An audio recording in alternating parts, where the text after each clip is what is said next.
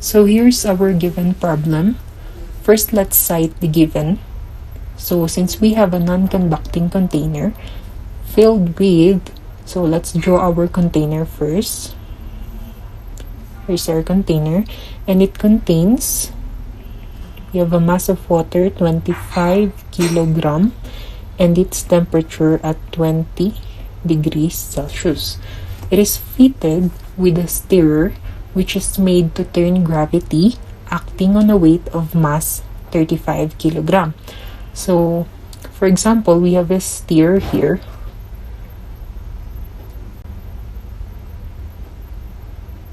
So there's a weight acting on it,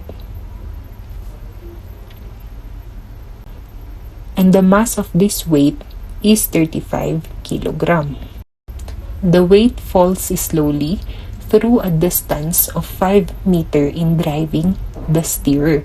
So it falls slowly, so we have a distance of 5 meters, assuming that this is our base. And next, assuming that all work done on the weight is transferred to the water and that the local acceleration of gravity, so we have the acceleration due to gravity, 9.8 meter per second squared. Sorry, that's it squared. Let's make that. So we have to determine first the amount of work done on the water. And then B, we have the internal energy change that's represented by delta U of the water. And finally, we have the final temperature of water, wherein our specific heat capacity is 4.18 kilojoule per kilogram degree Celsius. So let's move up. Let's have our solution. So for letter A, we assume that the work done by this weight is equal to the work done on our water. So we have the formula for work equal to force times distance. And since we know that force is equal to mass times acceleration due to the gravity, we have now the formula for work as mass times acceleration due to gravity times the distance. So now we have the mass of the weight, that's 35 kilogram. And then the acceleration due to gravity, 9.8 meter per second squared. And we have a distance here, which is 5 meter. So for the cancellation of unit, we can use the gravitational constant.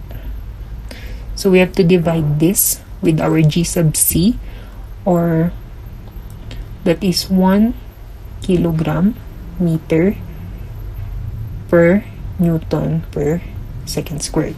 So we have to cancel meter here,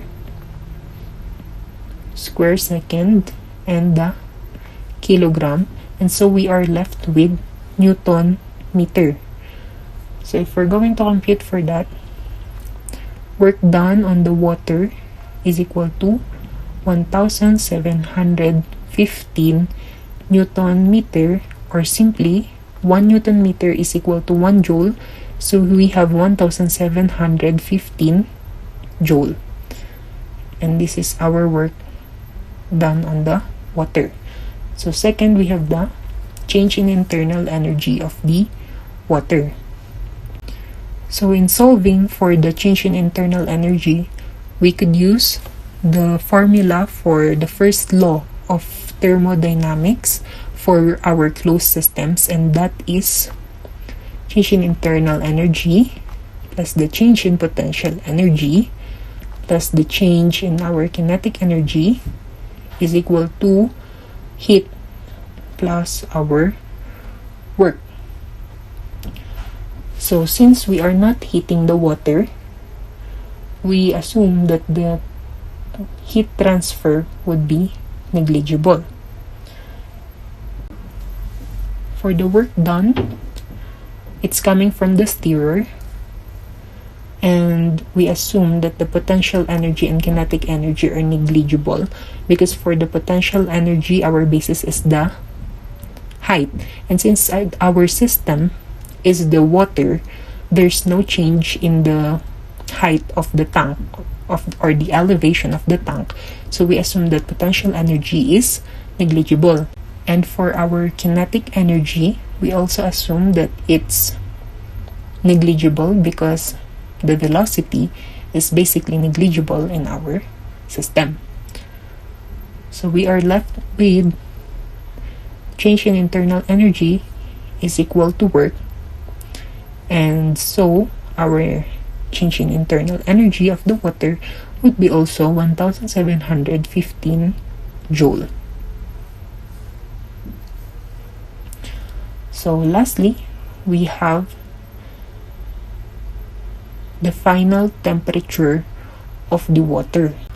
Well, for the final temperature of water, we know that our internal energy is equal to NCP delta T, or our change in temperature. But since we are given the mass of the water and our heat capacity is in kilojoule per kilogram, here it is, we can use the formula mCp times the change in temperature. Let's put delta U, and from here we just substitute. Our delta U is 1715 joules, and we have the mass of water here, which is 25 kilogram, times we are given the heat capacity, and that's 4.18 kilojoule per kilogram per degree Celsius, times the change in temperature. And so we know that the change in temperature is equal to the final temperature minus our initial temperature. And so we are looking for our final temperature. So we are given the temperature of water, and that is 20 degrees Celsius.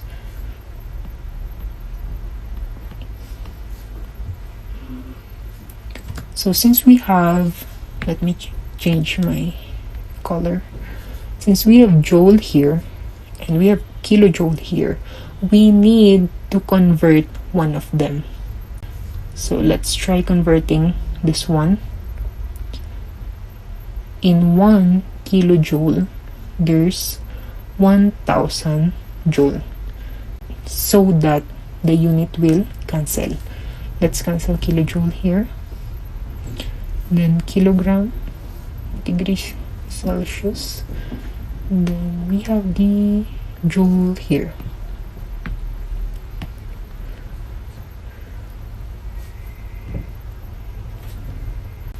So if we are going to use the shift solve technique in our calculator, that would be